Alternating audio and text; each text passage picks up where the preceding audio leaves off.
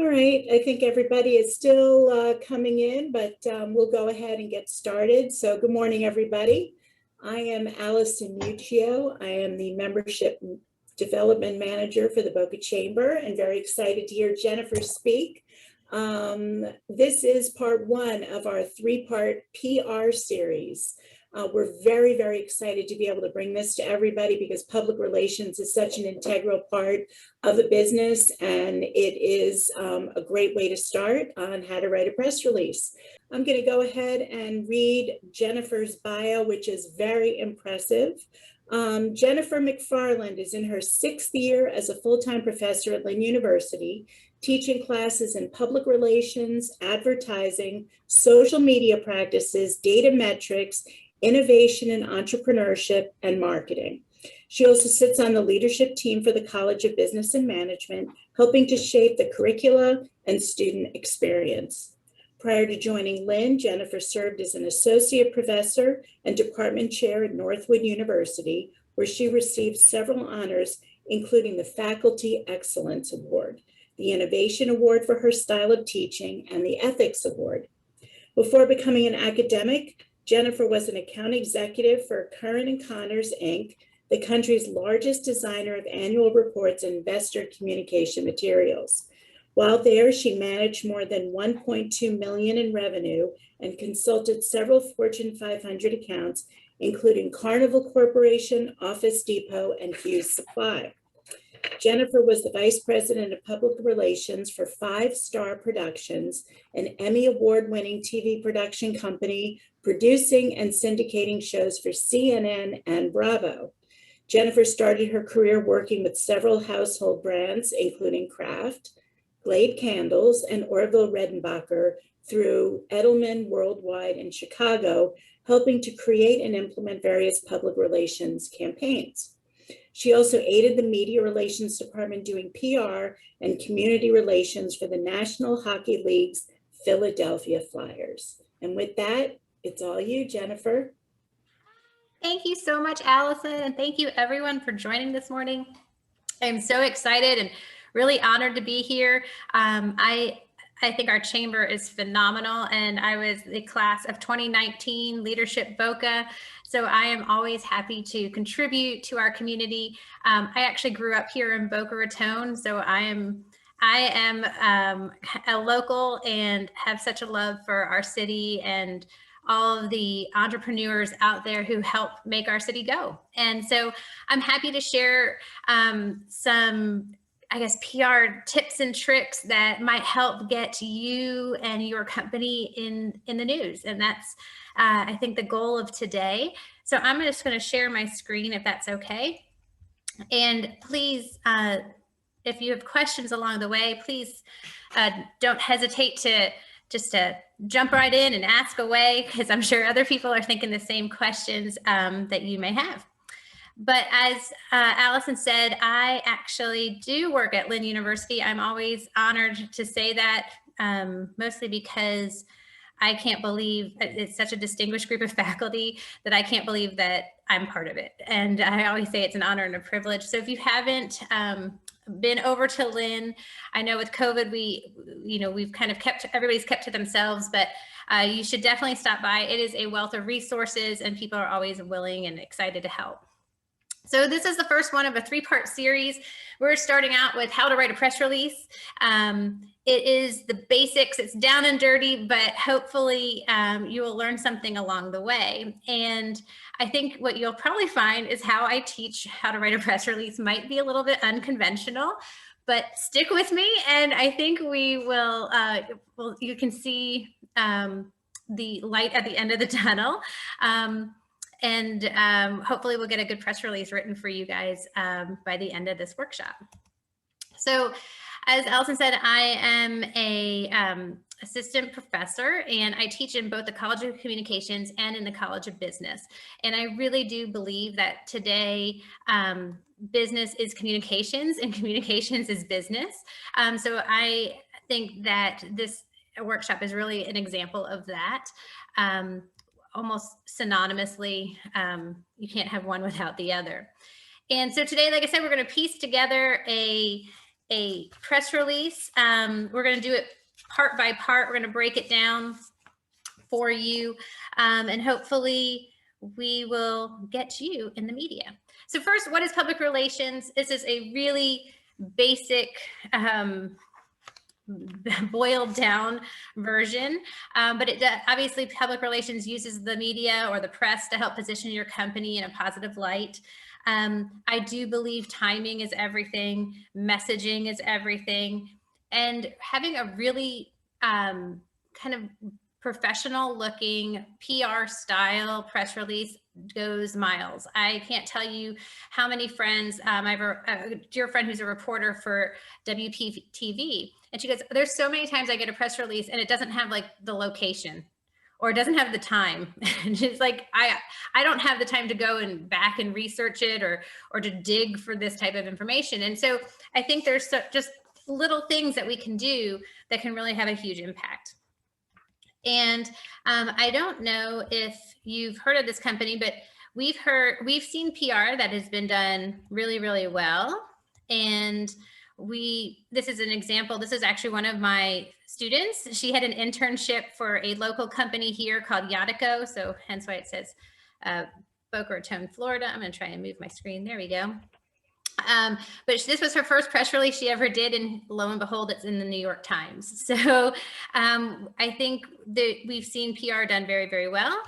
And we've also seen PR done not so well.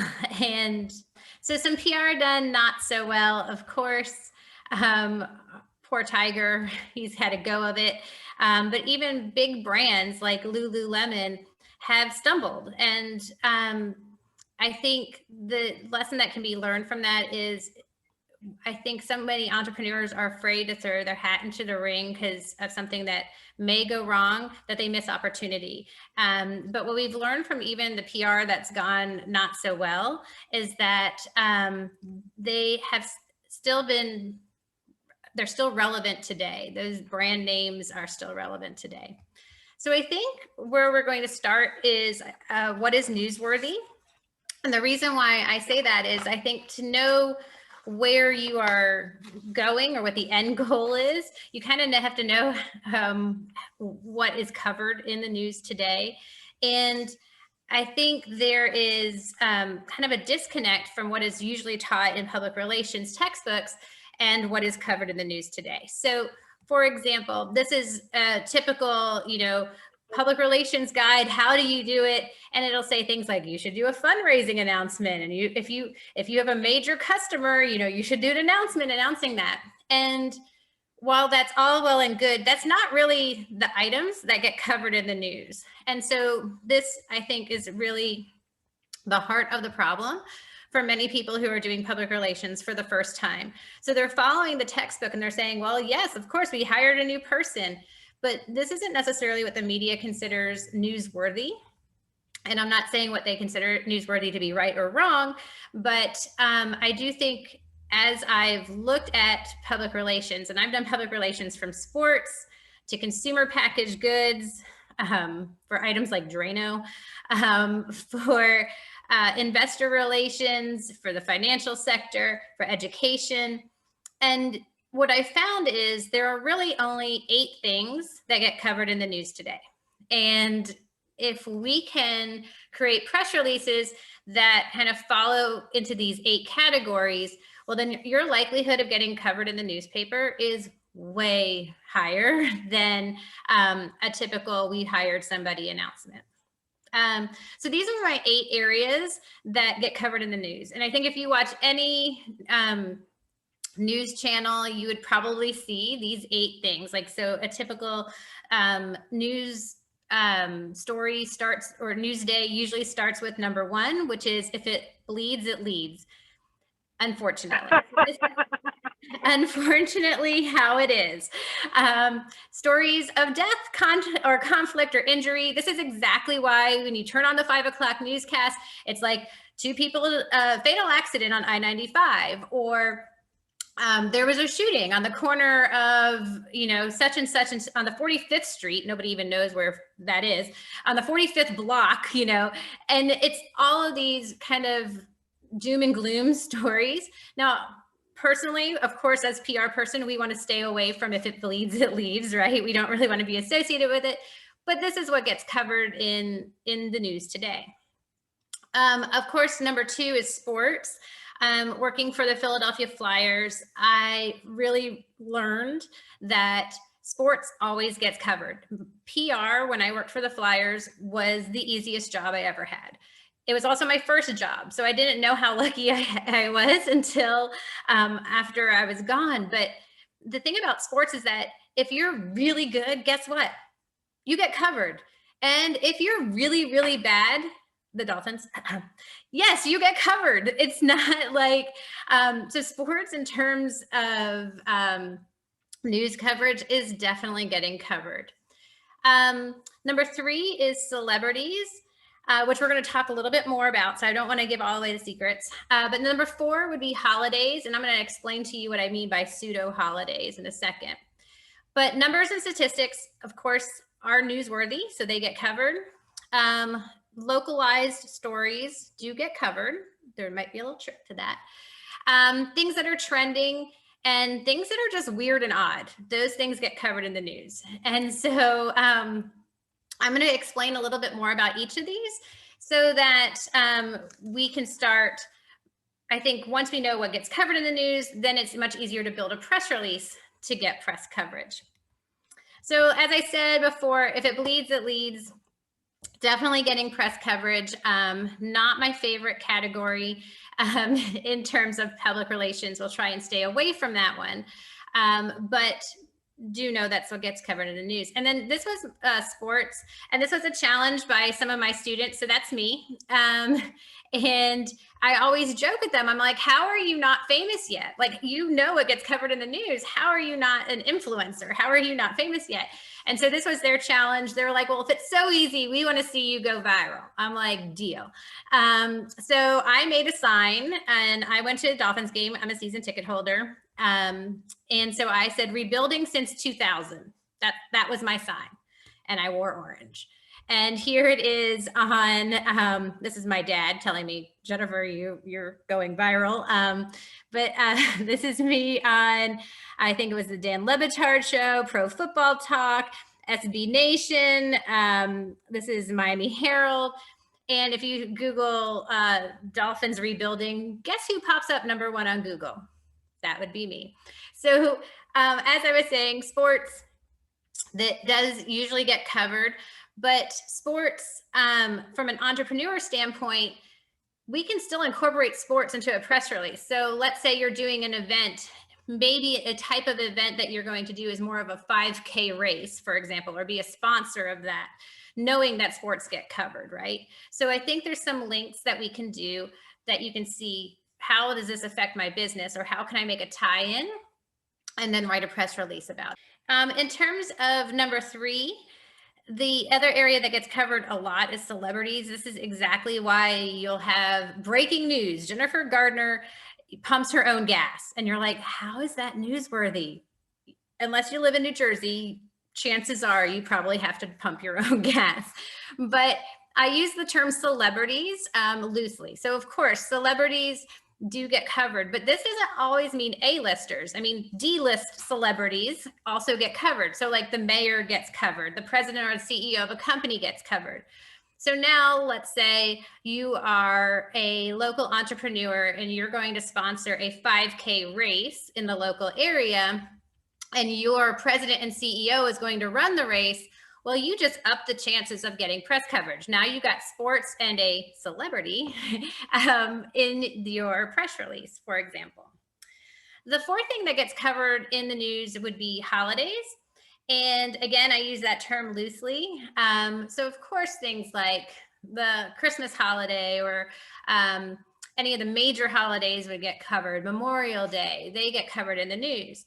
But there's also what I call a term called pseudo holidays. There's just things that get covered year after year. It would be things like Cyber Monday. Cyber Monday is a pseudo holiday. So every single year leading up to Cyber Monday and even after Cyber Monday, they'll say things like $32 billion are expected to be spent on Cyber Monday. even things like Black Friday, they always had a reporter standing in the mall and they'd be like, we're here live at Town Center Mall. Any moment now, people are going to be coming in. And you're like, how is this newsworthy? But it gets covered every single year. Things like back to school always gets covered. So again, if we can do something, let's say you're doing an event, maybe you're making some type of announcement, is there a tie-in that can be done with a pseudo holiday? I mean, yesterday was Pi Day. If you're a local pizza place, you should be making all kinds of fuss about Pi Day. So it is a pseudo holiday that gets covered. And so Nathan's has done an amazing job of taking National Hot Dog Day and making it into its own signature holiday. Here are all the holidays of March. I mean, literally every day has something that could perhaps be capitalized on from a press release standpoint. Number 5, or another area that gets covered by the media would be numbers and statistics. And this is the job of the media, right? To report on the latest findings, on the newest innovations.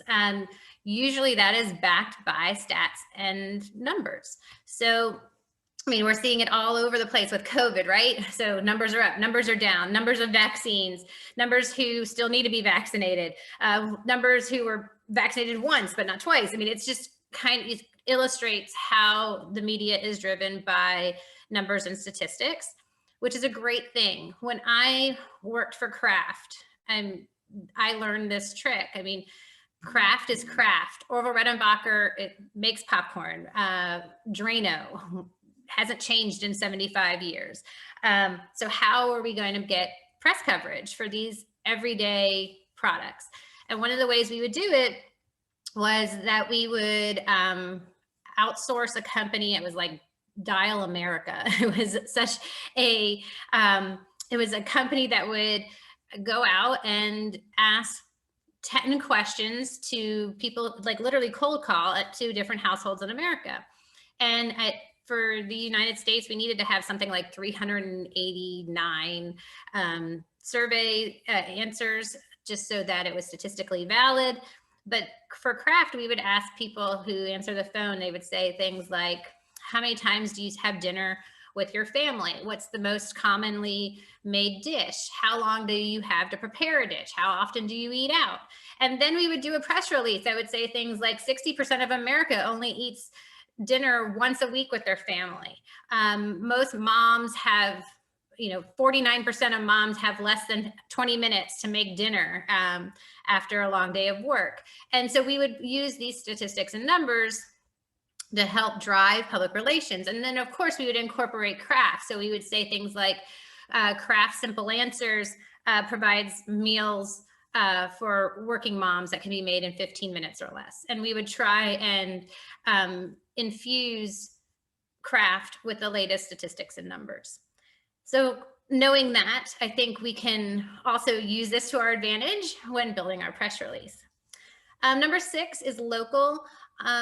The Sun Sentinel, the Miami Herald, the Palm Beach Post, all the local news channels, they do want to, their job is also to report the local news. So anytime we can customize or localize a press release, definitely adds to kind of our priority list. So maybe we have, a national problem, but we also have a local figure or a local statistic that we can add to it. Well, this is something that's now of importance or newsworthy for our local media as well. And then categories 7 and 8, probably some of my favorite. Number 7 is things that are trending. And this, I'm always amazed, again, what gets covered in the news today. But thanks to Google Trends, this is super easy. You literally can just go into Google, write Google Trends, and it will literally pop up an entire database and analytics of what is being talked about across America. So you can see by region by region. So on this particular day, I think I did this about a week ago, maybe 2, like Taylor Swift and Kim Kardashian were trending. Also things like Stop Asian Hate and The Bachelor. Those were what was trending. And I think even from not only public relations, but from a social media aspect, this can be also very helpful and kind of gets people talking. The good news is that they're already talking about it, in which case we can kind of catch on to that trend. So when we write our press releases, we might refer back to this. But a really quick and easy way to find out is, Google Trends, see what people are talking about, and then be part of that conversation. And then number 8 is oddity. I think I have an example of oddity. So every newscast covers at least one story of something that's just a little bit offbeat. So like I said, if I wrote dog bites man, definitely not getting covered in the news. However, man bites dog, definitely getting covered in the news. So you can start to see those weird, quirky stories. I don't know if anyone saw it over the summer, but there was a python that ate an alligator in the Everglades. This, of course, goes viral, and all the media was talking about it because it's weird. I mean, the snake isn't supposed to win, right? In terms of the alligator should have won. So I think there is this kind of, every newscast always has some type of weird story that it includes in its newscast. So now we're going back to our original list. So this is our original list: a fundraising event, a partnership announcement, a milestone, all of these things that we are traditionally taught as being things that we should write a press release about. I still think we should write about. However, we might need to write about it with a new twist, keeping in mind what gets covered in the newspaper today. So those 8 categories that we just talked about. And so literally here's the checklist of the 8 categories. And now I literally start to try and see how can my company get press coverage, knowing what gets covered in the news today. So number 1, we're going to start writing is our press release. So Chastity asked that perhaps I could do some activities with you. So we're going to do an activity. The first element in writing a press release has to do with what is, they call it the lead paragraph. The lead paragraph, this goes against everything we were taught writing as a kid. When we were taught about writing, we would say things like, in English class, we would say things like, first, we're going to introduce the characters. Then we're going to set the setting. Then we're going to explain the plot. Then we're going to, and it was like this buildup. And in PR, it's exactly the opposite. There is no buildup. So in PR, we use what's called the inverted pyramid. And that lead paragraph is, we're talking about the very broad who, what, where, when, and why. And if we can do it in 25 words or less, even better. So we are starting very broad in scope, and then we funnel down into the finer details. So let's just say there's a bank robbery in Boca Raton, and it's on the corner of Glades and Lyons Road. And maybe it was 2 suspects that got away. So the who would be Bank of America, what, there was a robbery where, Glades and Lyons Road at Bank of America, when, today. Now, if we can do that in 25 words or less, that's great. However, knowing what gets covered in the newspaper, if we could also increase, if something strange, like the 2 suspects got away in a Yugo, well, that's kind of strange, right? So we can maybe push that up into the lead, because I know it's going to increase our chances of getting press coverage. So what I'm trying to do is give the who, what, where, when, and why in that first paragraph, hopefully in 25 words or less, and also keeping in mind those 8 areas that get covered in the press today.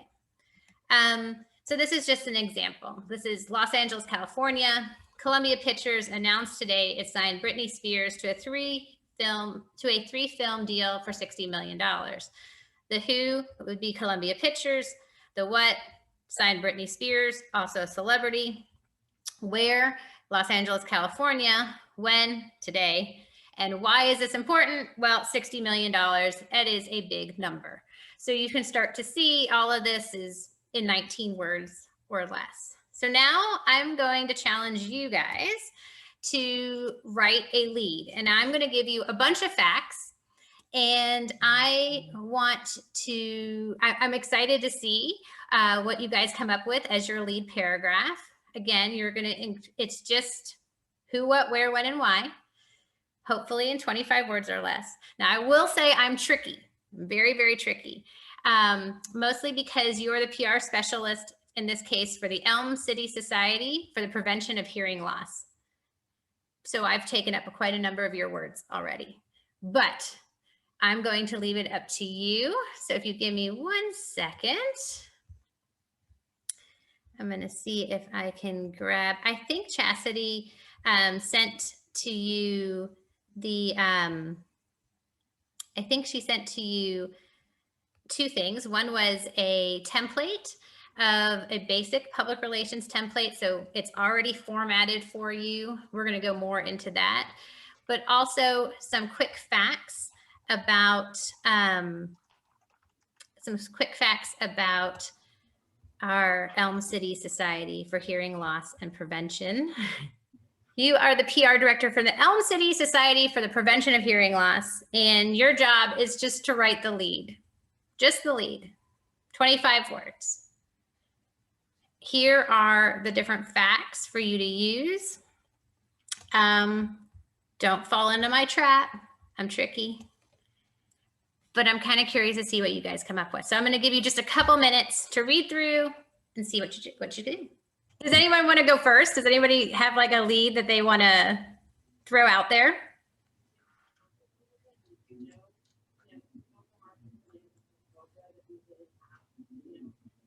Did anybody put Maurice Saucer as the who? Did you fall into my trap? Heather. So Heather, you wrote a press release and you wrote Dr. Maurice Saucer as your who. So just write me your lead just to start. Okay. So all right, so this is definitely a learning curve. Marketing's not my thing. So I went with my where was the high school, and that the Elm City of Prevention and Hearing Loss spoke today on the correlation between irritable people and hearing loss. I do like the irritable people. I like that. But I think it's a really good start. And the thing about public relations is that it's not an event, it's in a process, right? And so many times when we are asked by whoever to write a press release, it's like, hey, can you get this out today? And we don't have the time to really go through the entire process of draft after draft. But you fell into my trap. So here's the problem with that lead. Dr. Maurice Saucer, nobody knows about him. Nobody knows who he is. Nobody cares. The fact that he spoke at a gym last night, it's kind of not really newsworthy.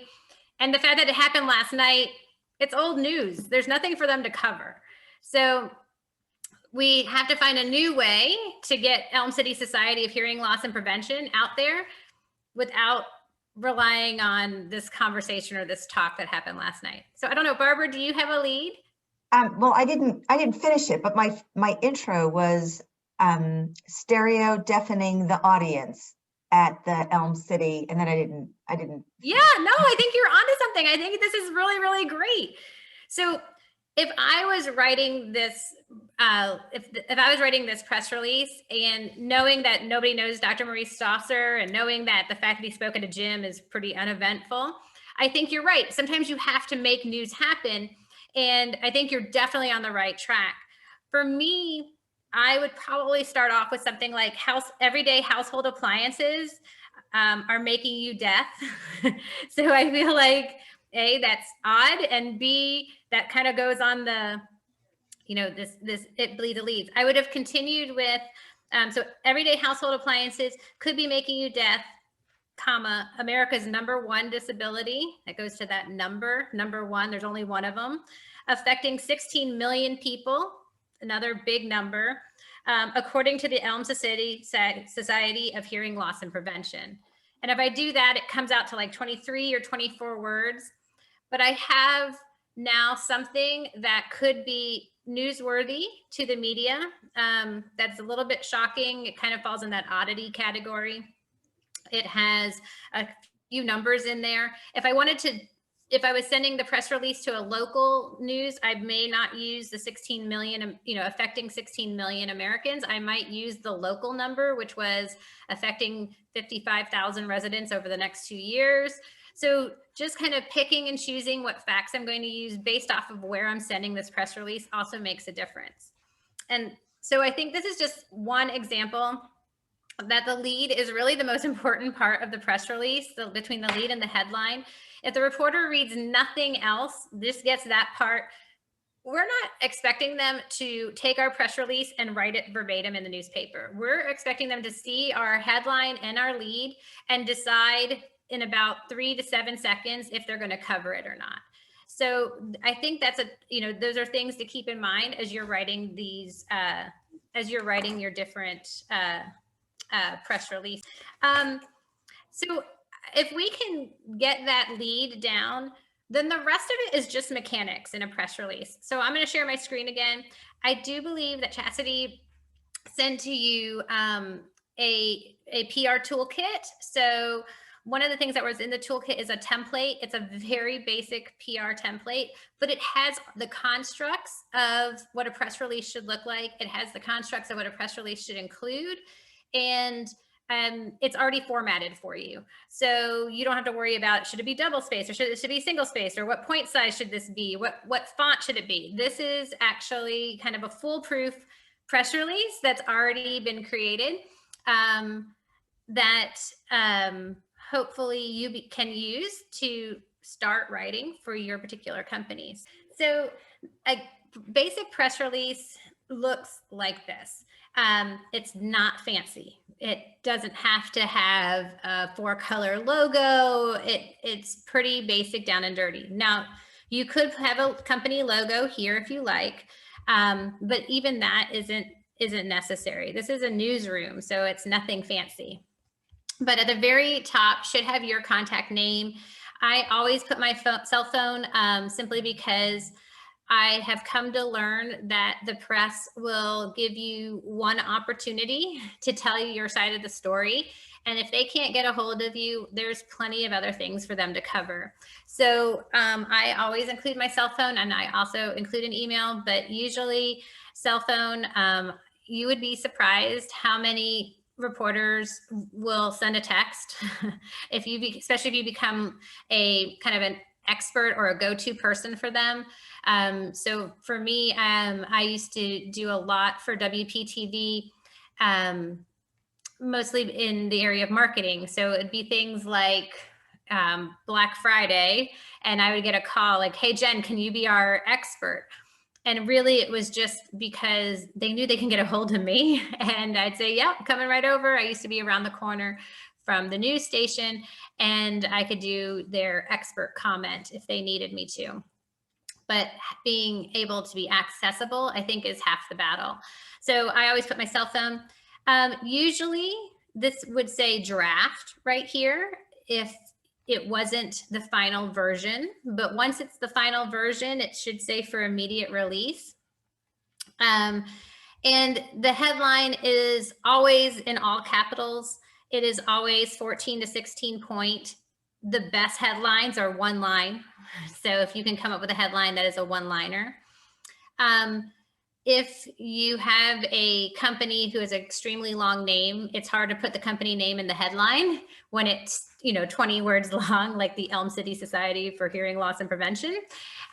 So in that case, you might need a subhead. So a subhead is only if it's necessary. If I can't get my company name in the headline, I definitely want a subhead then. Usually a subhead is 12 to 14 points in size, and at maximum it's 2 lines long, but this is an optional, subheads are optional. The next part, or the next element of a press release, is what's called a dateline. So it would have the city and state, and press releases use what's called AP style. so Associated Press style, and they still use the old kind of mailing. I'm old, so I remember when Florida wasn't FL, but FLA period. They still used the old states postal codes, and you still see this being used like in news stories today. The date is obviously whatever date you are releasing the information. So this should correspond to whatever date you're going to send out the press release. And then of course your lead goes right here.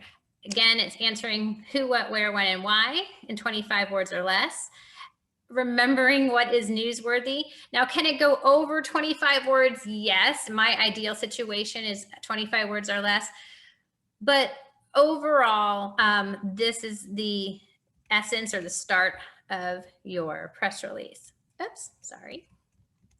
My computer's having a delayed reaction. Usually press releases are double spaced. They are indented for the separation of paragraphs. So just as you would see in a newspaper, the newspaper writing still holds true. Usually the second paragraph, I usually like to include some type of statistic of some kind. So for example, if I'm doing a press release on Lynn University, and maybe I'm doing a press release on a new major that's being offered at Lynn University, I would say something like Lynn University today announced the addition of a new major, cybersecurity. Hopefully that would be something that is trending. And I would then say something about it having heavy demand, that it had, how many number of jobs or a number of openings that are in the local area. So now I have a number of jobs. I have hopefully a degree like cybersecurity that's trending. And then I can say local experts will be teaching this and also highlight some of those local experts. Now I have a local. I've just hit the trifecta of newsworthiness, and I just increases my chances of being publicized. Maybe I'm doing a press release on a fundraiser. So maybe I'm going to do Lynn University sponsors, an Easter egg hunt and a 5K race. 500 local children are expected. The mayor will be doing the opening ceremonies, and President Ross will be running in the 5K. Well, I've just increased my chances of newsworthiness. I have an Easter egg hunt, so I have a holiday. I have a 5K race, so it's a sport. I'm anticipating 500 local kids. I have a number. And I said the mayor and both the president was going to be there. So now I have celebrities. I've just hit 5 of the key newsworthy areas.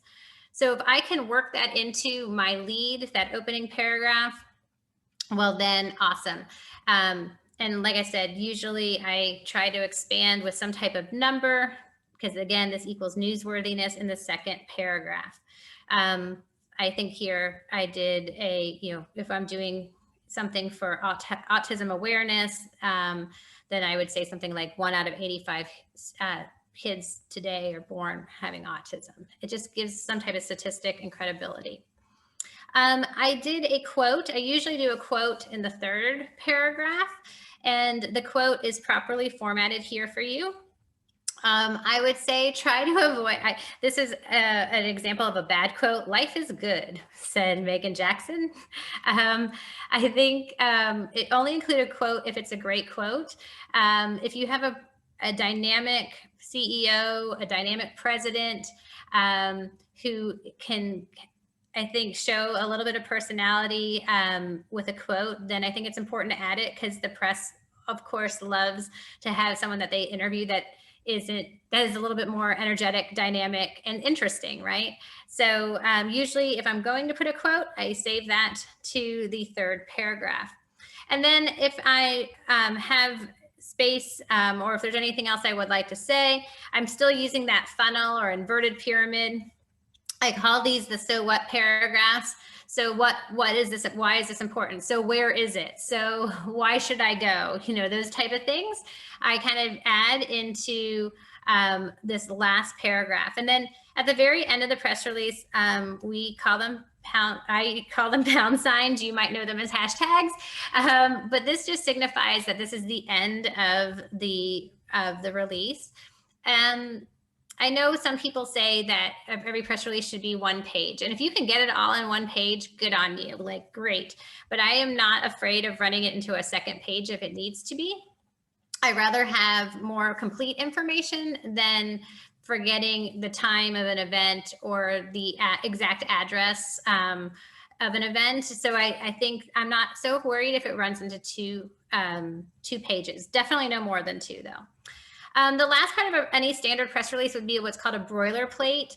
And the boilerplate is really about the company or the person who's sponsoring the press release. So usually it's 1 to 2 lines, a very short description. It's always the last paragraph.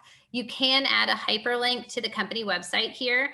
And so for like Lynn University, it would say something like a small private institution located in Boca Raton, Florida, accredited through the Southern Association of Colleges and Schools, providing bachelor's, master's, and doctoral degrees. So it's just kind of a 1 to 2 line description of the company.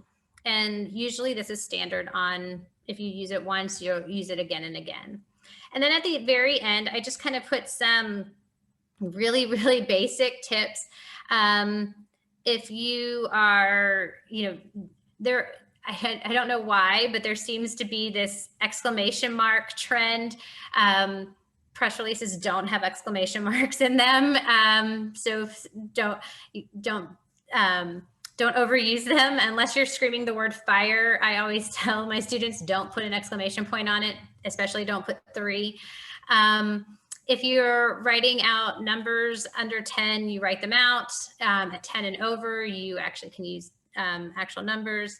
Usually margins are 1 to 1.5. So just some really, really basic, but overall, this can be a template. You can start writing today your press release for your company if need be. So I'm going to stop the share and see if anybody has any questions about perhaps what we've done so far. And then I think I have just a couple of little tidbits that I can share with you as well.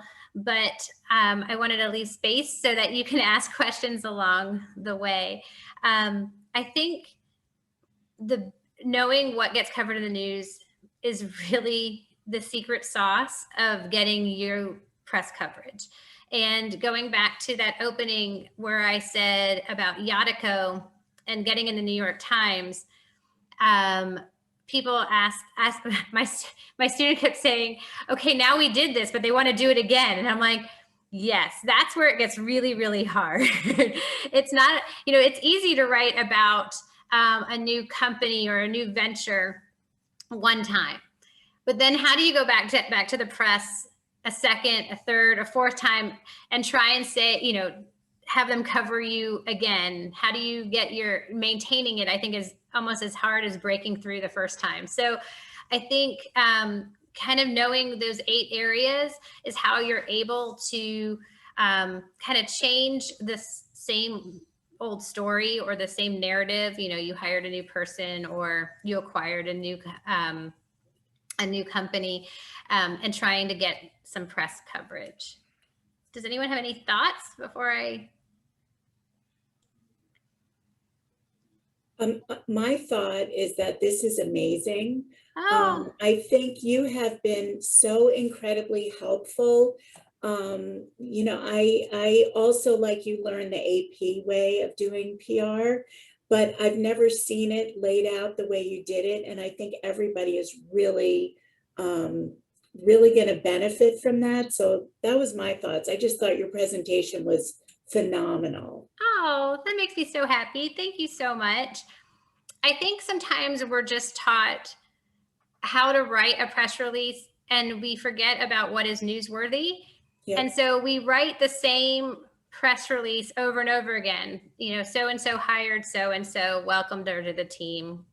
We're excited, and it's not to say that it's not important, but it's probably not going to get press coverage. And I think that's just the biggest difference, is knowing what gets press coverage and then having to kind of tweak the storyline so that it does get press coverage. And if you go back to those 8 areas, sometimes you have to make news happen, right? I mean, Drano was a perfect example of that. It was like, what can I possibly say about Drano? Like that people don't, how am I going to get this covered in the news?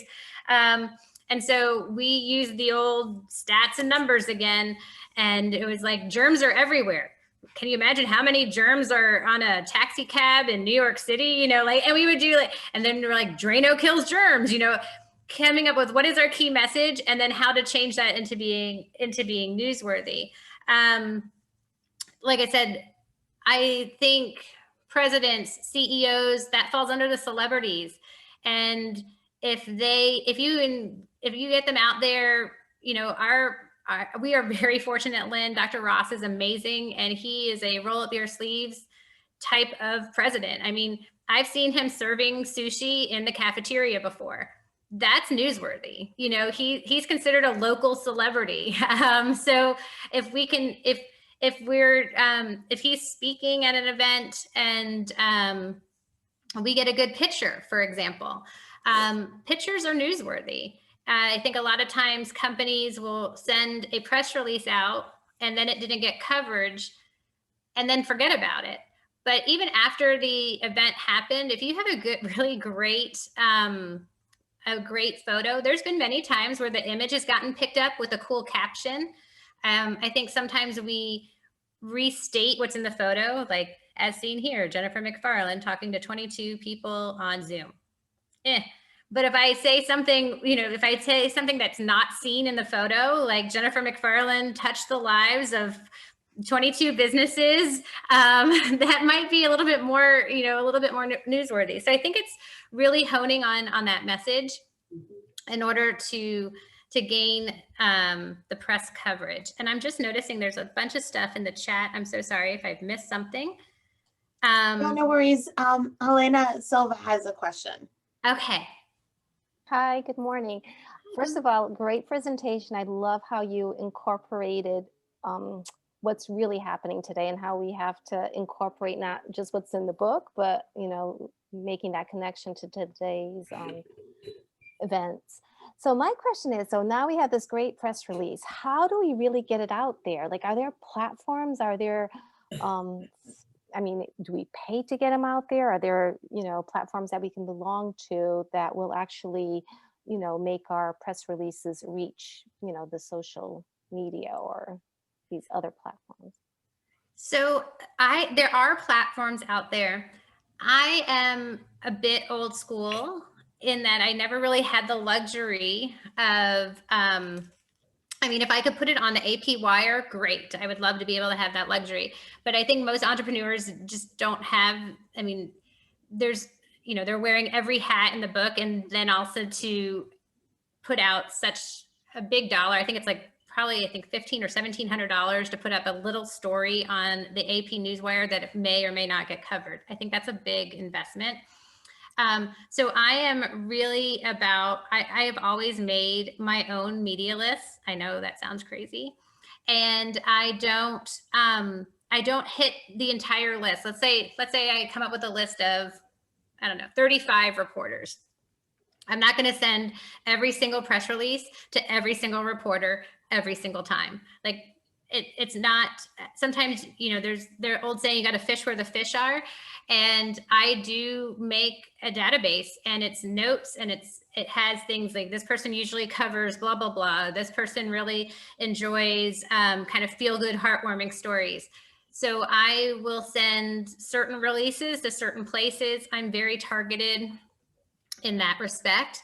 But I think Chastity has the second, I don't want to give too much away, because the second workshop is exactly what you're saying. You got a press release, now what, right? And so I think there is a whole nother workshop on exactly that.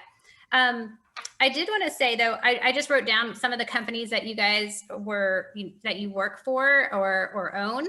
And Helena, like you do handbags and home decor. first of all, Google Trends is your best friend, right? Like this could be amazing. So I don't know, on the slide on that particular day, Kim Kardashian was trending. So on my social media, I would literally write something about like, maybe Kim Kardashian is, I don't know, redoing her house, or maybe she's, I don't know, maybe she's pregnant and is going to hospital. I would literally like, what shoes do you think Kim Kardashian is wearing on her way to the hospital? And I would hashtag Kim Kardashian because I want to be part of that conversation and part of that trend. So it might not necessarily be a press release, but just finding out what is trending that I can catch onto and be part of that viral conversation. I think can be, and just engaging your customers even online through your own social media is also really, really kind of significant and relevant today.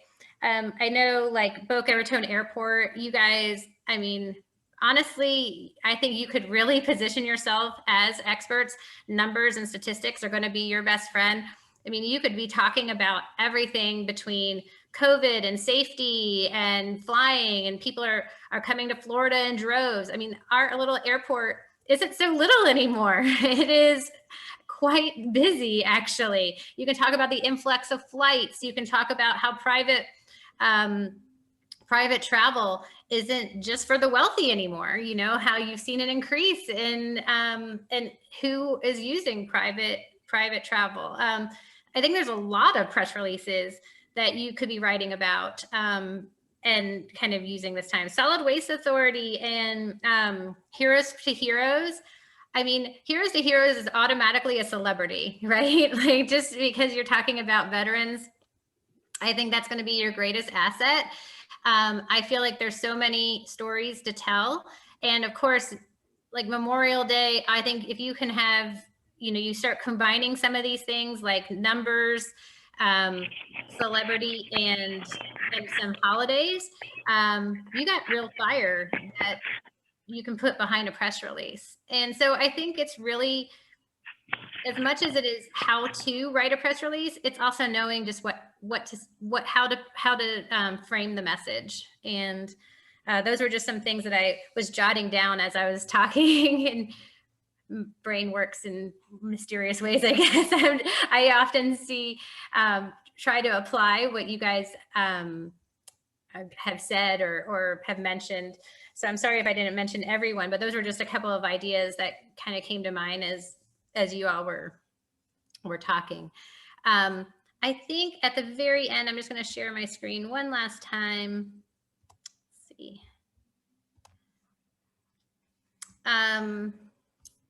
Let's go back. It's coming. I'm sorry. It's going to go back into presentation mode in a second, or so I think.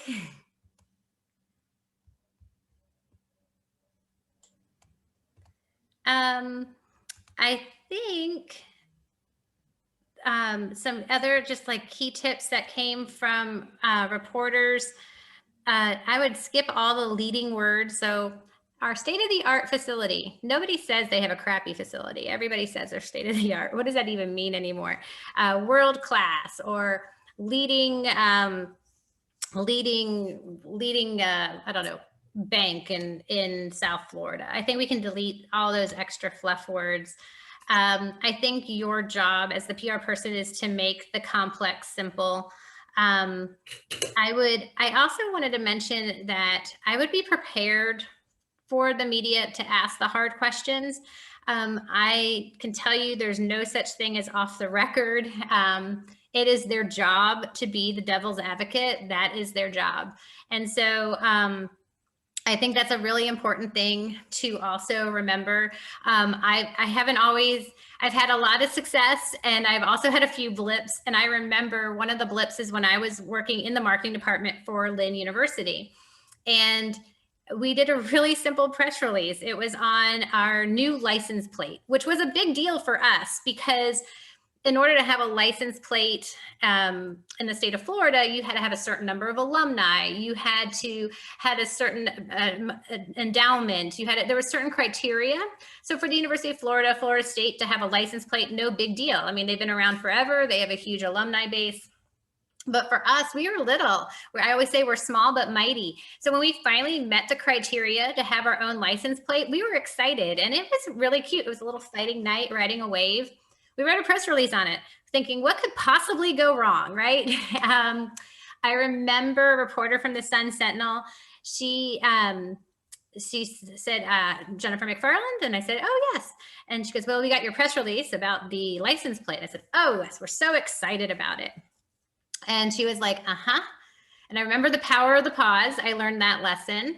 It was a very long pause. And so I, in an effort to try and explain how excited we were, I explained, we're excited that we've met all the criteria, and this is the first time that we're able to have a license plate to represent the university. And she, in her long pause, I didn't realize what she was doing. She was on the Lynn website and she was scrolling my name and reading my bio, which I am a Lynn Fighting Knight. I'm an alum. And she says, well, do you have the license plate?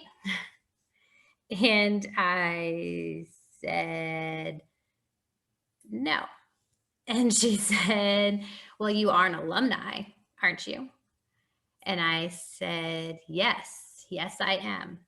And it was actually the truth. I tried explaining. I said, actually, my husband and I just moved to South Florida, and from Chicago, and we only have one car, but as soon as we get that second car, it will have a Lynn license plate on it. And she just kind of said, uh-huh. And again, this very long pause. And so I remember thinking, did she understand what I was saying? Did she believe my story? So I said it again. I said, it really sucks, but I said, it stinks because we only have one car. But as soon as we get that second car, it's going to have the Lynn license plate on it. And she said, okay, thanks so much. And I will never forget. But the next day, the story was Lynn University gets new license plate. It stinks, says Jennifer McFarland. And I remember telling Dr. Ross, I said it. It's not that I didn't say it, but it's not what it's not in the right context. I was explaining that I hope to get one. And he was very gracious about it. But their job isn't to spread the good news. That's not their job. Their job is to ask the hard questions. And I think that was a real eye-opener for me. So I think the idea that you also have to be prepared for not only writing the press release, but what comes after it and how to handle those questions is super important. In the PowerPoint, which I believe all of you have or will have, I also included a link to the Associated Press style book. So if you're wondering, like, how do I write degrees? Do I write it out? Do I use the symbol? Just so that your press releases looks professional. There are some parts of the style book that you can find online. And then this was the link for Google Trends, as we mentioned before. And then this was actually a reporter and her blog of the press releases that she sees and what she looks for in a press release as well. And of course, here's my information if you ever want to get a hold of me. I think, for example, there's a lot that we can do together. So again, I am a big fan of the small but mighty. So for example, Erin in the Solid Waste Authority, I don't know if you know this, but a few years back, the Solid Waste Authority, gosh, it's probably 7 or 8 years now, was a classroom client of mine. So we can join forces, right? And now you have the Solid Waste Authority and Lynn University students working together, and we can do a press release, something like from the classroom to the boardroom type of press release that would be affecting local students and business coming together. I think there's a press release there. I think there's some things that you guys can do together that you can partner together with and also help each other create things that are newsworthy. I think going back to Helena with the handbags and home, I would, things like sending a few samples to some key reporters, for example.